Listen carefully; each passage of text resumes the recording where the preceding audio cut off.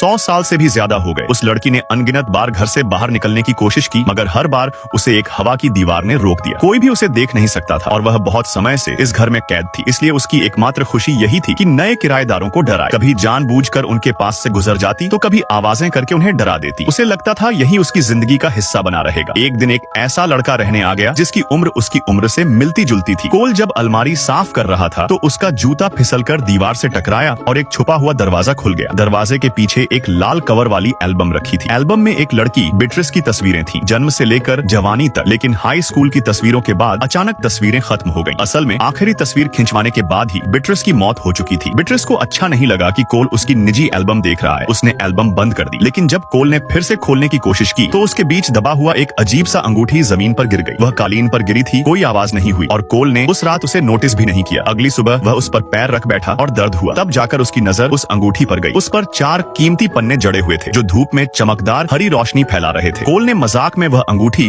अपनी उंगली में पहन ली और अगले ही पल बीट्रिस उसके पीछे खड़ी नजर आई। उसे समझ आ गया कि जब भी अंगूठी पहनी जाती है बीट्रिस को देखा जा सकता है। यह पक्का करके कोल ने डर के मारे अंगूठी उतारकर फेंक दी। उसने फिर से तस्वीरों की एल्बम खोली और देखा कि भूत वही है जो तस्वीरों में थी। तभी फर्श पर पड़ी अंगूठी हवा में तैरने लगी और वहीं रुक गई। कोल ने अंगूठी उठाकर फिर पहन ली। 100 साल बाद कोई इंसान बीट्रिस को देख पा रहा था। बीट्रिस विनती करते हुए बोली कि कोल अंगूठी मत उतारे। कोल भी थोड़ा सहमा हुआ था, मगर लंबे समय तक सोचने के बाद उसने उससे उसके अतीत के बारे में पूछा। बीट्रिस ने बताया कि कई साल पहले वह म्यूजियम से यह अंगूठी उठा लाई थी। बाहर निकलते ही सड़क पर उसका एक्सीडेंट हुआ और उसकी मौत हो गई। लेकिन अगले ही पल उसने खुद को अपने कमरे में पाया। उसी दिन से वह इस घर में कैद हो गई, कभी भी बाहर नहीं जा सकी। बीट्रिस चाहती कि कोल से बातें करती रहे, मगर कोल ने कहा वह भूत से दोस्ती नहीं करना चाहता। उसने कहा चलो एक दूसरे को अनदेखा मानते हैं। बीट्रिस ने मान लिया। जब कोल पढ़ाई करता तो वह जानबूझकर आवाजें करके उसे परेशान करती। धीरे धीरे दोनों की बातचीत में पता चला कि दोनों को संगीत पसंद है। बीट्रिस का जन्म एक संगीत परिवार में हुआ था और उसने बचपन संगीत विद्यालय में ही बिताया। वहीं कोल बचपन से गिटार बजाता था और कोई भी धुन निकाल सकता था। लेकिन पिता की मौत के बाद उसने गिटार बजाना छोड़ दिया था। कोल ने कहा कि वह शोर मचाना बंद करे। बीट्रिस ने हामी भरी, लेकिन खाने के वक्त उसने फिर शरारत की। उसने कोल की माँ के सामने भी मजाक कर दिया, जिससे कोल घबरा गया और तुरंत कोई बहाना बना दिया। रात को कोल फिर कमरे में लौटा और अंगूठी पहनकर बीट्रिस से समझौता किया। उसने कहा मैं अंगूठी पहने रखूंगा, मगर शर्त यह है कि तुम माँ को कभी तंग मत करना। हाल ही में उसने बहुत कुछ सहा है, मैं नहीं चाहता उसे और दर्द मिले। पार्ट 2 के लिए कमेंट करें।